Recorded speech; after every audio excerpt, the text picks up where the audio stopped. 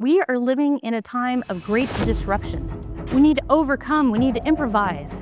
Stiff systems that we used in the past don't seem to be working anymore. In 2014, there was an assassination attempt on my life. Jenn Donahue. Jenn Donahue. Captain Jenn Donahue. PhD and Masters from UC Berkeley. Civil engineer, a U.S. Navy captain. Commanded an 800-personnel battalion in Afghanistan. Built a bridge across the Euphrates River in the midst of the Iraq War. Constructed combat outposts in the middle of deserts filled with insurgents. Leadership coach, engineer, and entrepreneur. Welcome, Jenn Donahue. I was the commanding officer of a battalion of 600 personnel. Somebody knew me and wanted me dead. The most innovative and fastest growing companies out there are the ones that have a vision. And from that vision, they're able to create a unity of purpose. They all move forward together for success. I had the most amazing job. My job, trained the Afghan general in leadership. Me.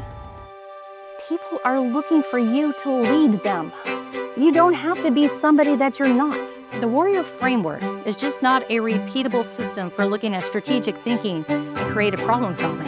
It's a mindset. Leadership is a mindset. Man, it is so easy to be responsible when things are going well.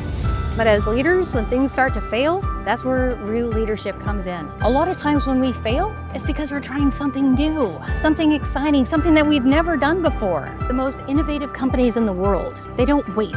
They don't sit around and look to see what their competitors are doing. They seize upon that disruption. They make a commitment that they are going to act. Now, we talk a lot about being open-minded, but I would like you to start thinking about also being open-hearted. And a lot of times that gets back to empathy. There was a recent study that said that 68% of people who left their job in the last 2 years were looking for a boss that was more empathetic. We want to reduce the burnout for our people. We want them to work. We want them to come and feel that they're energized and engaged. As a military officer, it was very ingrained in me that I was like, this is what I have to do. Something happens and I act. You don't have to see everything. You don't have to be absolutely ready. You just have to take that first step. One of the things that the military does really, really well is we're able to adapt and overcome to changing conditions all the time. I realized that, wait a minute, I'm not doing this alone. I have got my whole team with me and I have incredible trust in them and they have trust in me. I'm an engineer and I love to build. Start thinking back. What are those things whenever you were a child that have inspired you to be who you are today? A good friend of mine, she used to play with model planes and she became an Air Force pilot. That same unadulterated joy that we had as children, it still lives in us. But maybe it's just been covered over by years of adulthood or maybe working in our industry. Remember why you're here. Remember what you love.